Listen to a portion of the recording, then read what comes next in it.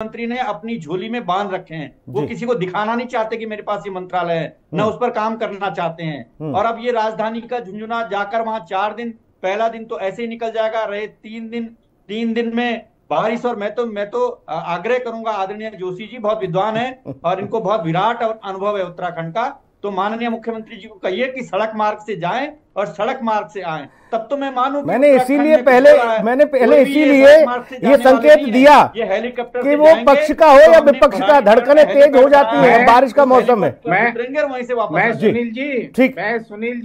मैं सुनील जी हाँ, शांति प्रसाद भट्ट जी को भरोसा दिलाना चाहता हूं कि मुख्यमंत्री जी सड़क मार्ग से जाएंगे और सड़क मार्ग से आएंगे।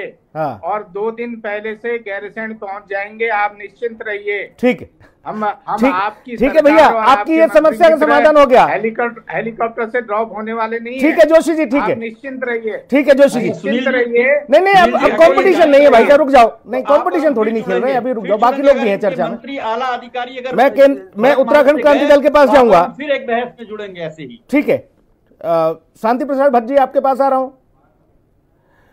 तारीख का ऐलान हो गया है, संसदीय कार्य मंत्री को लेकर चकल्लस हो रही है कि भाई देखिए बताइए, मुख्यमंत्री पे बड़ा बोझ है, भार है, फिर भी वो चले जा रहे हैं। इन सब चीज़ों से ज़्यादा महत्वपूर्ण ये नहीं कि जब ये तय हो गया कि 19 से लेकर 22 अगस्त तक विधानसभा का सत्र आयोजित होगा गैरसैंण में, उसमें हमें किस तरह से सरकार की घेराबंदी करनी है चौकस तरीके से। छोटा सत्र है लेकिन बड़े फलक पर आवाज उठनी चाहिए। हम कह रहे हैं कि बताओ संसदीय कार्य मंत्री नहीं है। अरे भाई कोई भी जिम्मेदारी संभाल लेगा, जोशी जी बता ही रहे हैं, एनडी तिवारी कर ही चुके हैं वो सब। देखिए सही सवाल किया आपने। मानसून सत्र गैरसैंण में चालू होगा अगस्त में, तारीखें तय हो चुकी हैं।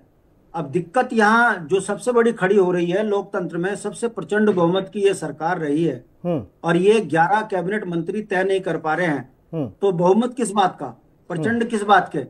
अगर ये अपना ही कैबिनेट का कोरम नहीं बना पा रहे हैं तो विपक्ष के नेता होने के नाते सवाल खड़े किए जाते हैं। अब आप ये देख लीजिए, इनके संसदीय मंत्री जो हैं इस समय बर्खास्त हैं, पद खाली है, और लगभग 6 महीने होने वाले हैं, पद खाली है।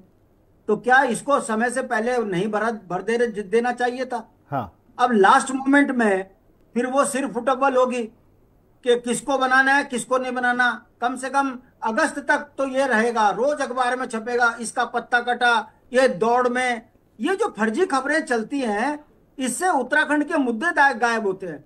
राज्य के अंदर जिस तरीके से आपदा आ रखी है, जिस तरीके से भ्रष्टाचार की भेंट चढ़ावा, पुल गिर रहे हैं, सड़कें धंस रही हैं, आम आदमी का जान आफत पे आ गई है, ऐसी स्थिति में विपक्ष के नेताओं को भी सरकार को घेरने की तैयारी करनी चाहिए थी। मगर दुर्भाग्य देखिए, सत्ता का खेल ही तो है कि आज डिबेट हो रही है कि बिना संसदीय मंत्री के कैसे होगा काम। अब आ जाओ इस पे, भूल जाओ बेरोजगारी, भ्रष्टाचार, आतंकवाद, हत्याकांड। अब यहाँ पर जोशी जी ने, मुझे तो ऐसा लग रहा है कि कल से प्रवक्ता पद ना इनका गायब हो जाए। ये कह रहे हैं मुख्यमंत्री पैदल जाएंगे। अरे वो अपने घर, पैदल नहीं, सड़क मार्ग से बता रहे हैं मेरे भैया। अरे सुनिए सुनील जी, वो अपने घर में हेलीकॉप्टर से दूसरे कमरे में जाते हैं, उनकी आदत तो इतनी खराब हो चुकी है। अरे इतना भी मत कहो, हेलीकॉप्टर से एक कमरे से दूसरे कमरे में कैसे चला जाएगा कोई।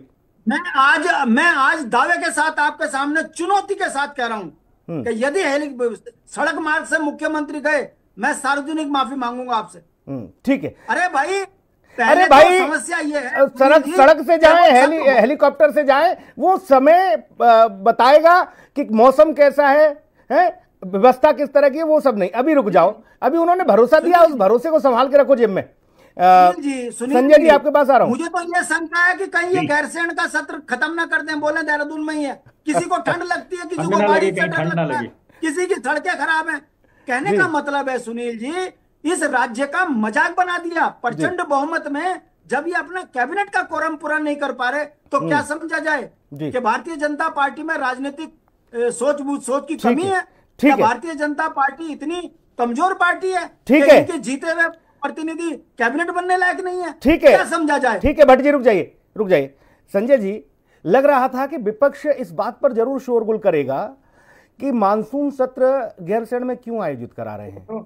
हमेशा ग्रीष्मकालीन के लिए बोला जाता है, ग्रीष्मकालीन वहां करा लीजिए, बारिश के मौसम में तो देहरादून में आयोजित हो जाए, जनता के मुद्दों पर जोर शोर से बातचीत हो, विषय वस्तु पास होनी चाहिए, छोटा ही सही।